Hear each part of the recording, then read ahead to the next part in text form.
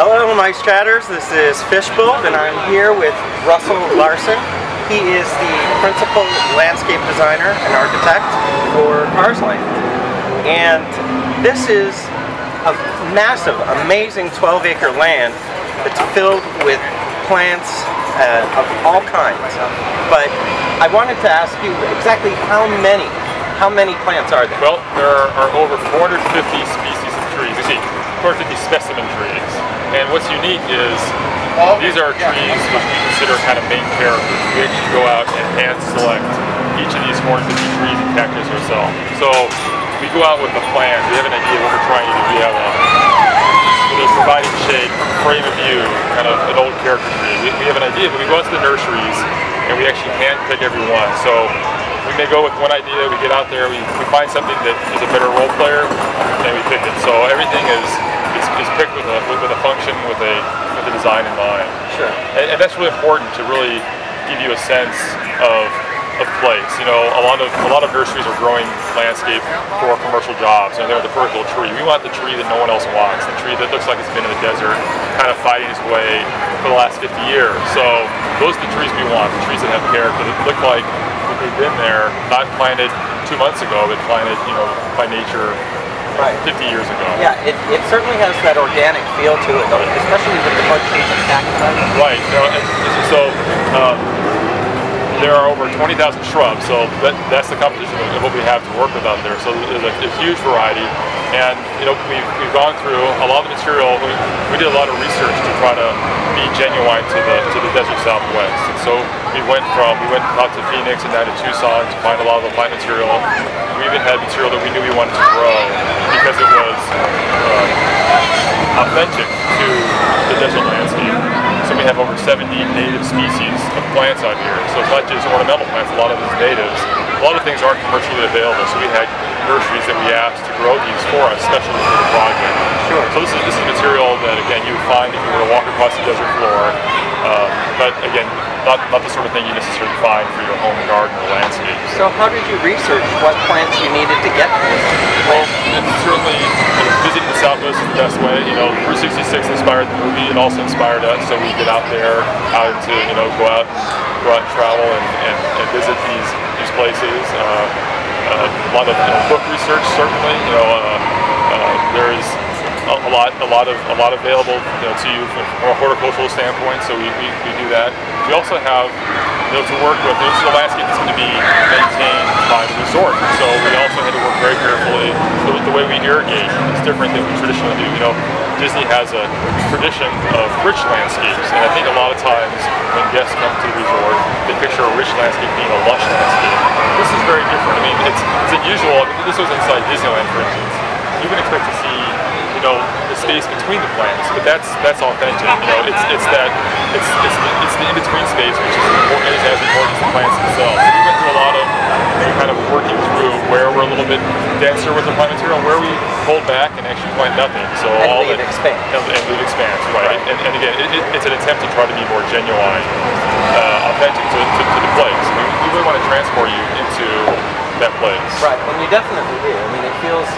I used to live in Arizona for a while, so I mean, the desert landscape is something I'm familiar with. Sure. It was like, yeah, it definitely felt. Well, but I think what's interesting, at least for a lot of people I've spoken to, the people generally, you live in Arizona, and I personally love the Arizona landscape, and that, you know, but most people I think experience, a lot of our guests experience landscape, either the desert landscape, either by watching a movie or by driving in the car. Sure. And so one of the things I found really kind of amazing, during construction we have the contractors, big gruffy, guys in their welding uniforms walk by and they take off their helmets and they'd be taking pictures of these. I mean, some of these cactus have the most amazing flowers. Yeah. You probably know this. Yeah. People don't expect that. They're so brilliant. That's right. And just that contrast between these lush, beautiful, like I said, brilliant colors next to this cactus. People have this idea of a cactus as being something kind of tough and austere out there in the landscape, but it's really amazing. I've had, again, guests are going to come here starting tomorrow, but I've had the privilege to watch this landscape go in over the last several months, almost a year now, and to see the change, the seasonality is really amazing. Yeah, it's something else. It really does help you it transports you to a completely different place. Right. It really. Now, how did you use these plants to tell the story? Well, I think certainly, I mean, a lot of it has to do with research. So for instance, out here in the more native area around the Radersville Glacier, it's a landscape that you would find, as you probably know, out in the desert. So we go out there and actually see what is out in the wild. Right, because Radiator Springs, there's no set location or what state it's in. Certainly. It's just Route 66. That's right. But there are some iconic figures, certainly, and even from the movies. You know, there's the saguaro. Now, we have this great saguaro. The saguaro, as you probably know, is a protected plant. You don't bring saguaro out of Arizona, so we had to find kind of a role player. So we use an Argentine saguaro. So it's a plant we can get. You know, it's from a purely horticultural standpoint, it's not the same as the Arizona saguaro, but it still tells me it's important form. That silhouette of the cactus with his arms is such an iconic form. We really wanted to find a way to do that. So we found a species that kind of substituted for that. So those are the sort of things that we look to do. We try to convey those images that people recognize and make them part of the landscape. One thing that when people heard about Carsland in the Southwest and desert, they were all really concerned with the lack of shade. It's a problem. It is. I think it's lucky we're saying the key word, the shade now. So here we are. This is a good example. No, it is. It's important, certainly, and we work very hard. I mean, certainly we did sun studies, and we look very carefully, especially in our queues where people are held captive. We want to be sure to give them shade for certain. The movie doesn't show a lot of trees down to 66. Right. We certainly have added trees in. We've introduced a little park space in between docks and Sarge's, a place, a little respite from the field to have some benches, some seating and shade. So we've taken some liberties to try to add some trees. We do recognize we're in June, but come August it gets really warm here in Southern California, and we need to provide the shade. So we've made an effort to really do that. We've been careful, and we're hopefully successful. We certainly, our guests will let us know. No, it's definitely beautiful. Now, did your landscape design affect anything that ended up happening in Cars 2?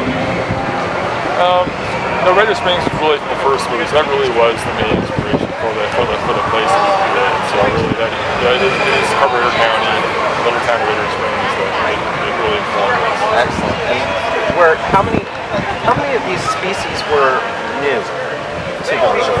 Well, quite a bit. You know, I think over Big Thunder Ranch is probably where you find the most similar to the landscape. But this is a really unique landscape. Like I said, it's a landscape that needs to be maintained by the resort. So we work carefully with horticulture. Irrigation is very different. You know, a lot of this plant material is material that occurs in nature. In that desert environment, it's the winter rains, it's when it flushes out, and in the summer. So where a lot of landscapes that we're maybe familiar with, a lot of the country, people are used to winter being the time when things go to sleep. In the desert, it's the summertime. It's the end of summer when the rains start drying out, and so we're going to have a landscape that's going to have a summer period, which is authentic. And we still have a lot of green to give that rich feeling. People come to parks, they expect a green landscape, but it's a different environment.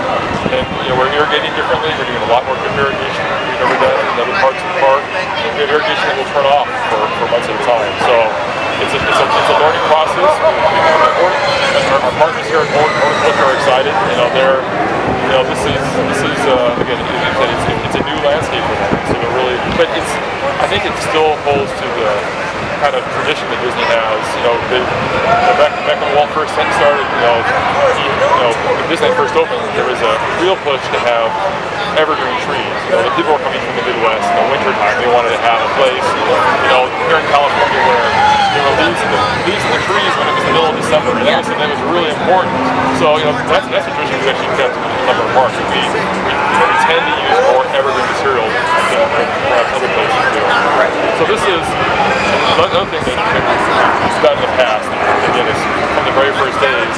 Bill Evans, who's a landscape architect as well from the beginning, who's worked for a long time. He always tried to encourage us to have 10% of the landscape, which is a little bit outside the box, kind of pushing the envelope. It's material that maybe it wasn't quite the right zone, but something that we should try to grow and see what happens. So we have some material. Some of the material we had to have contract grown. It wasn't available commercially, so we had commercials do that for us. Some of the material may not make it. You know, we're hoping it does. We think it's important to try to introduce that material here. And some of these natives are a bit fickle, but that's why they aren't grown regularly. Yeah, exactly. But it's kind of keeping up with that tradition and that heritage.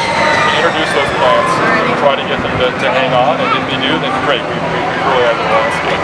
Well, I got to tell you, one of the things that really impressed us was how well the landscaping represented the area, and it also created a new immersive reality, and we were impressed. Well, Really appreciate it. It's really our goal, and the feedback's been really good.